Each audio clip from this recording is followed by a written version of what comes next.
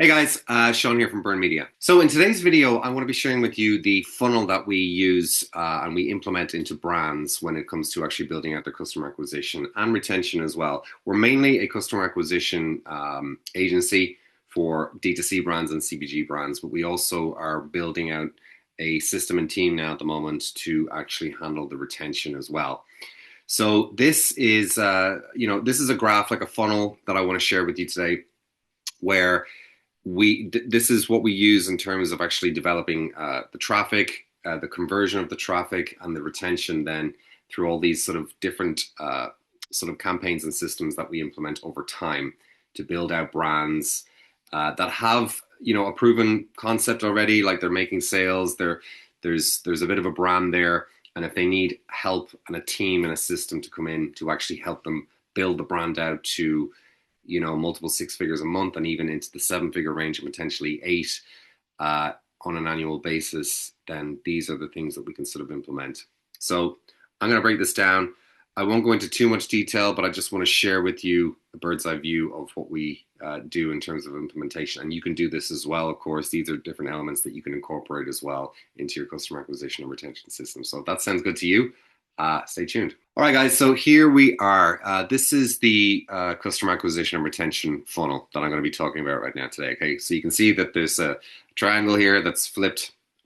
Okay, so it is meant to kind of illustrate the idea that when you're building out a brand and you are looking to really scale up the orders and really fill a lot more attention and customers into your system, okay, you've got to go wide. And as they are nurtured through different messaging, different advertising, different touch points, whether that's through email, by the way, SMS, as well as ads. It doesn't necessarily have to be just ads. It could be organic as well on your socials and stuff.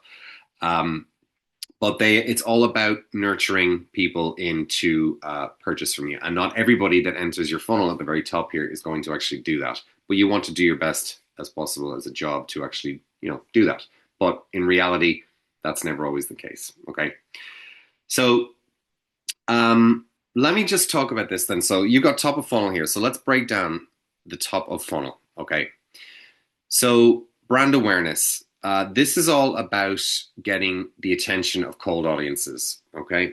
These are people obviously that don't have a clue who you are unaware of what you do as a brand. Okay. So the whole idea here is to let's say you got a brand. What we work with brands that are like food and beverage, beauty, cosmetics, and apparel fashion. Okay, so let's say you have a brand already. You've got you're selling product. You've got healthy kind of numbers coming in the door, but you need to scale out your customer orders. So this is what you do. Okay, you can go onto social media with ads and basically educate or create tutorial content on your product. So this is very good, for example, for the likes of food and beverage. Okay, you're telling people that this is a product that you have, and it's got these sort of benefits. For example, in the same sense of say skincare or beauty or something like that, you're educating people on how to use the product essentially. Okay, and why it's a good idea to actually have them go and purchase, or just at least create awareness as to why you've got a good product to offer. Okay.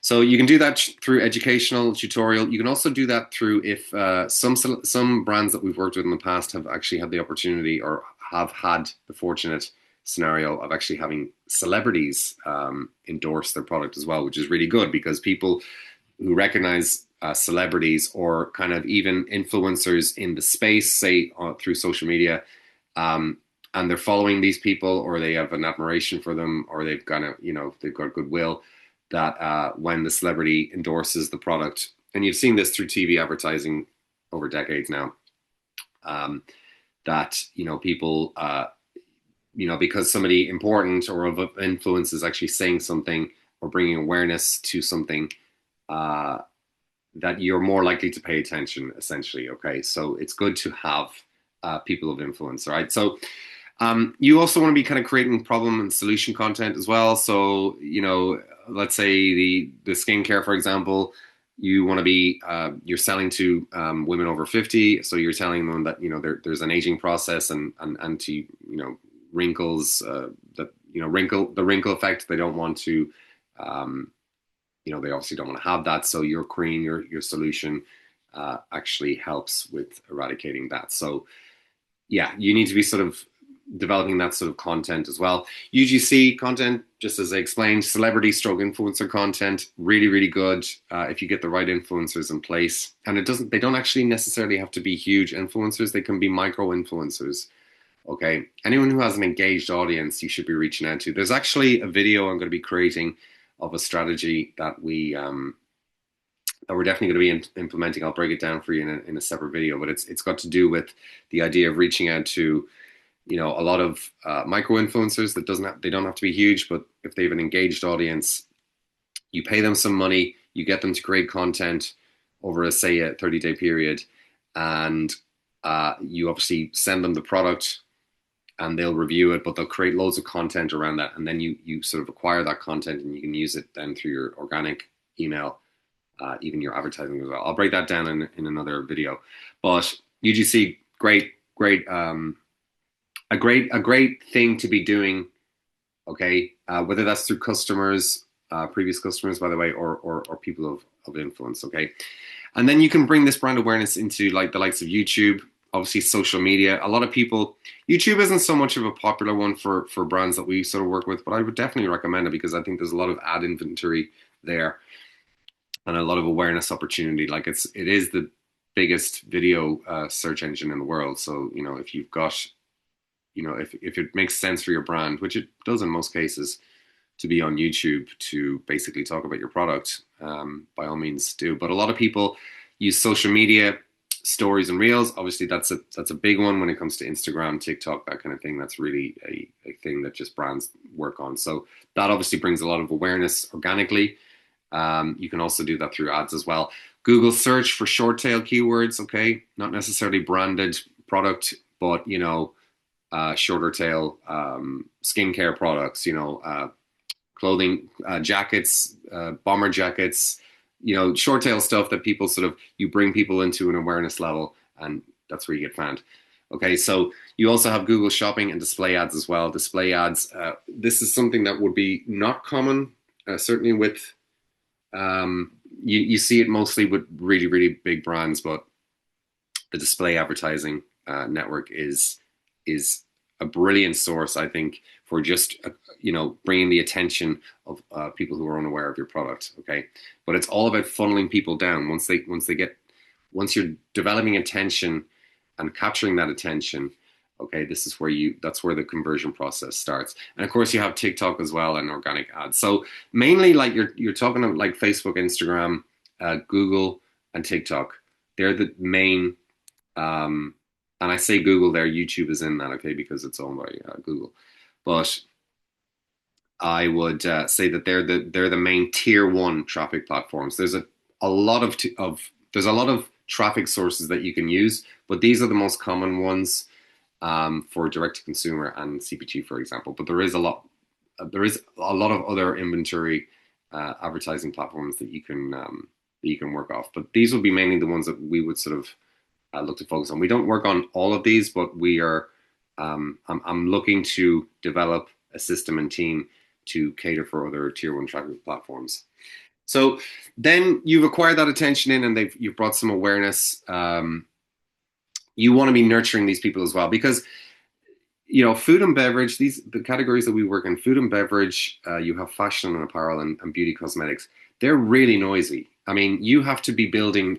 There's so much product out there. You have to be building rapport. Like when somebody sees a good advertisement, like a founder ad, I speak about that a lot, by the way, when it comes to top of funnel. But just because you've got a great product doesn't necessarily mean people are going to purchase straight away. You probably know that, right? It takes multiple touch points for people to just sort of build rapport, trust, a likability, see value in what you're doing as a brand. And it's not just product, by the way. It could be your value systems, it could be your mission, your vision, that kind of thing. So it takes multiple touch points, and that's all about nurturing audiences. It's about building rapport, and you can do that obviously through advertising as well and organic. But like again, how do you sort of do that? nurturing audiences, you bring the UGC, the customer testimonials in again. People buy from people who are of influence and are telling them to purchase something. That definitely helps. As I said to you before, only a few moments ago, when you have celebrities involved, likable celebrities, that is, or people of influence in the niche that you're working in, that definitely does help. And of course, real customer reviews. I'm talking real customer reviews, okay, are highly important for the nurturing process and the decision-making process as well, because it's all about social proof. This is a thing that I talk about a lot as well, is social proof. When people, if I'm in a certain tribe, I've got a certain problem, and I see these guys over here that had this problem that I have right now, they got a solution, and they're telling their story about the problem that they had, the solution that they got from you, and now they are in the desired outcome that they want to be. If I see that, I'm highly likely to go and purchase based off that sort of evidence, or that social proof, if you want to call it, okay? So really, really important. Again, product education. Again, this is all about just bringing awareness and talking about, again, going back to skincare, or you could talk about like food and beverage, for example. Product education, food and beverage, the ingredients, okay, is a huge thing. What are the desired outcomes that your product is going to deliver on? Okay, these are the things you could be talking about. Frequently asked questions. These are like the objection handling kind of things that you can use in your ads as well as your organic as well. But people will always have an objection. You can find common ones through the likes of your customer testimonials and reviews as well. So if you can see, like bad reviews can be a good thing. Okay, it's a feedback loop. If you understand that you have, deliverability issues, like people who are, the product is taking too long, that can be a bit of an issue, a common issue, by the way. Doesn't necessarily have to be about the product itself, but the delivery process, the fulfillment process. People who complain and they write reviews, whether that's sending through email or even the likes of Trustpilot, for example, good feedback loops, learn from it, and these can be used as objection handling as well when you correct them. Okay, so you can also use like humor content as well. People like to be entertained when they're scrolling through social media, for example. So if you can kind of entertain your prospects in any way, that helps with garner their attention. It also helps with, again, the nurturing process, building rapport. Again, when you're in a very competitive market like skincare, fashion, apparel, how do you stand out? Okay, so these are things that you need to be doing. Obviously, again, social media stories and reels. Google search, okay, is another thing that you can do in terms of, nurturing, your audience. Google search and shopping, by the way, for that matter. And again, TikTok, again, with organic ads. Organic content as well as ads. Let me just show you here. This is kind of like a flow chart we use. Okay, these are just some of the ideas you can do in terms of ad formats. But people who are completely unaware, top of funnel, as you can see here, and as they are becoming more problem solution aware, they become more middle of funnel into product aware, most aware. This is kind of like bottom of funnel. Okay, so the people who are unaware, like I said, the celebrity influencer content, humor, curiosity, educational content, problem, pain point, desired, sharing desired outcomes, that kind of thing. UGC content, tutorials, how-tos, the founder story. I talk a lot about that as well.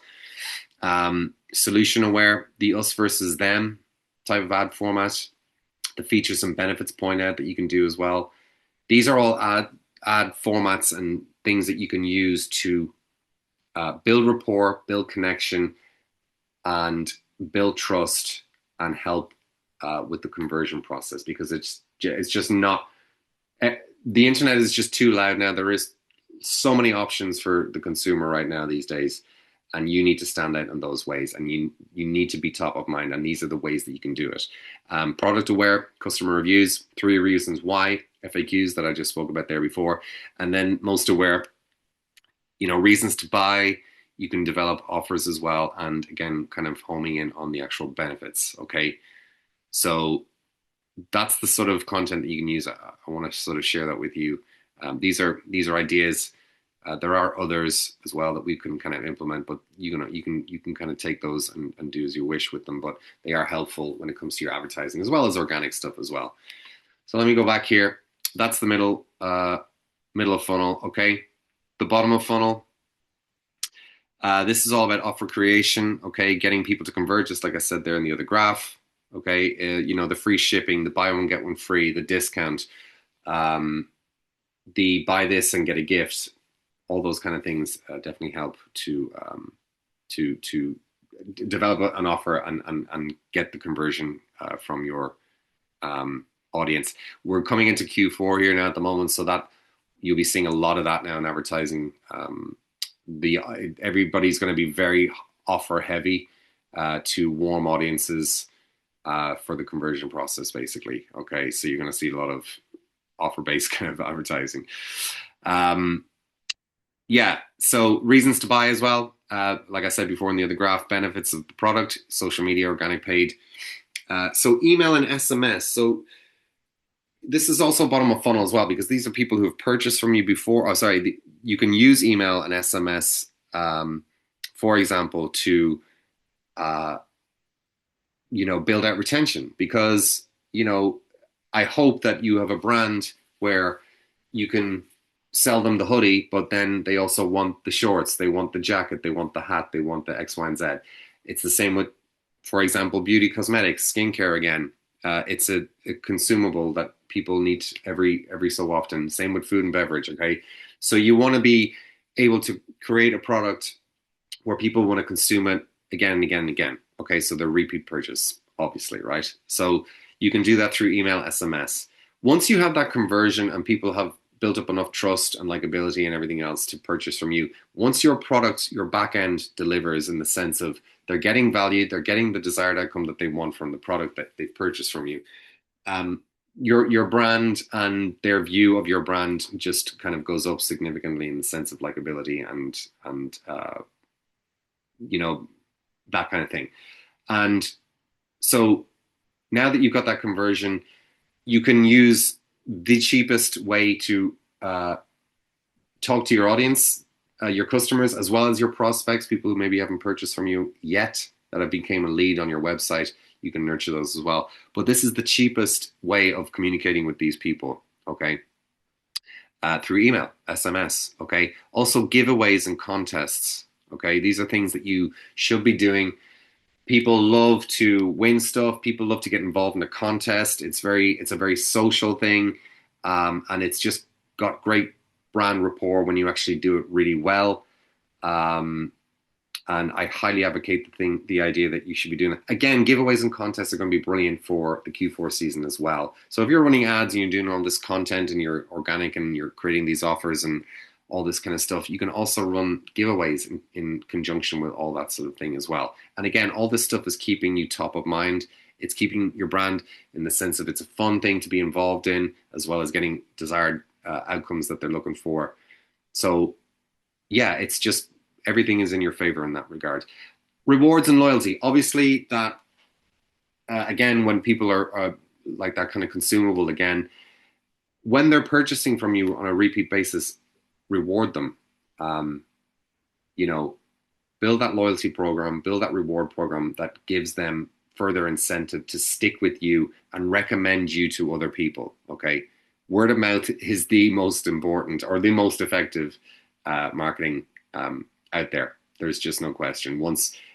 If I trust somebody who knows about TVs and they've bought a TV and they explain, they talk to me about their experience with the brand that they purchased the TV from, and it's good. Very likely chance that when I'm in the market that I'm going to be actually purchasing, that from that brand that they're advocating from. Okay, so word of mouth, huge. Affiliate programs. I started out in the whole online space as an affiliate. So I was an affiliate for Amazon and a few other fitness brands and retailers in the States, and I would create these websites, and I would send traffic to them via SEO, and I built email lists and all this kind of good stuff, and I earned commission. So I was like, didn't own any product, had a little bit of real estate online, and I was able to sort of convert traffic just from affiliate programs. And you can, acquire good affiliates who are brand advocates. These can be customers as well. They don't necessarily have to be, non-customers, but affiliate programs, when you nurture that right, it does take a bit of a team to manage that. But if you've a few dozen and a few, or even up to 100 or so good affiliates, depending on the size of the brand and all this kind of stuff, but you can really work a good affiliate program where people are advocating and promoting your brand and earning commissions based off of the sales that they're driving. It's a really good way of just building retention or building new awareness, even as well, to convert audiences. Okay, communities. This is a big one, and really, you should be just building a Facebook group, okay, or a school group. Maybe Facebook really would be the better because people are already on social media, and shifting them to a different platform again can be it can cause friction in the sense of getting them there to convert just to join the community alone. People are already on Facebook, and all it takes is when they see an offer to actually join the group, it's a simple tap, okay, right, and they're there. Maybe answer a couple of qualified questions or something along those lines to give you some data and feedback on who's joining the group. But this is a great way of just, again, converting people, nurturing people. And these are like for people who join this, a lot of them can be brand advocates. So this is where you get your affiliates from. This is also a great place to launch new product, to get feedback on product or ideas. Intelligence it's a great kind of hub to find that. So I would build community, definitely. There's so many different things that work well. You can launch your giveaway and contests from that as well. People who are very much a brand advocate are more likely to be motivated to promote your brand, whether that's an affiliate program or giveaway contest kind of thing. Even the rewards and loyalty. So that's a focus that you want to work on. So, yeah. And I guess lastly here, the post-purchase, the flows, that I guess that's really an email and SMS kind of thing as well to build out lifetime value. Okay. Like I said, it's the cheapest channel. It's the channel that converts the best, because people, a lot of the time, certainly the customer list, when you've actually spent money to acquire the attention and the conversion of people, and they've purchased first from you, once they are in and they get a good experience post-purchase, you can remarket to them again and again. And it doesn't necessarily have to be sending them offers all the time. It just could be reinforcing your mission, your vision, what you're doing. Have you like a movement you're involved in? Are you supporting communities? Are you donating a certain amount of money from your orders to plant a tree, for example? Things like that. You can I guess you can continue talking about your values and what you're doing as a brand outside of the desired outcomes that you're looking to help achieve for people. So that's it, guys. I just wanted to share that. I hope that's of helpful information to you. Like I said, with the right brand that we talk to who look to want to grow with us, okay, we're a small boutique customer acquisition primarily agency, but I am looking to sort of hire out talent to look after other elements, especially in the retention space, okay?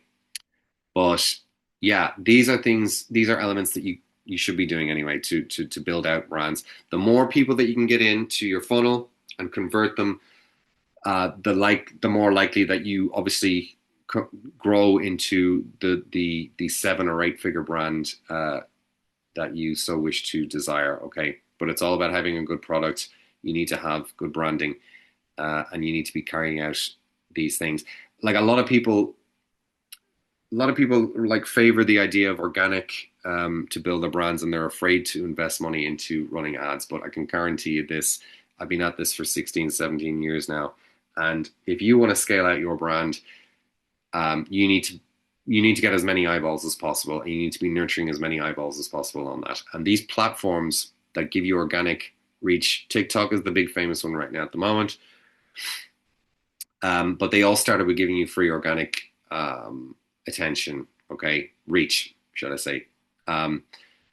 But at the end of the day, they're always going to limit that because they want you to pay to play, which is essentially they want you to be so kind of indoctrinated and that you use their platform so much and you build an audience on that, and it's so valuable to you that when your reach starts to reduce, if you have the money, it's likely that you're going to be investing into it. But you need to know what you're doing. You need to have a system in place, and this is where a lot of people go wrong. I see it all the time. And it's so hard sometimes to talk to people. They just don't see the value in it. But I'm telling you right now, when you invest into a good customer acquisition system through ads, it is a game changer because you can acquire so much attention, so much rapport, likability, trust, and conversion that you start to really get a lot of customer orders coming through here into your bottom of funnel, and your customer list starts to explode. And now you have a list that keeps growing then, customers wise, that you can now nurture to repeat purchase. And like I said before, it's the cheapest channel for conversion. So yeah, I wish you the best with that, guys. Thanks for listening today. I'll see you in the next video. Talk soon.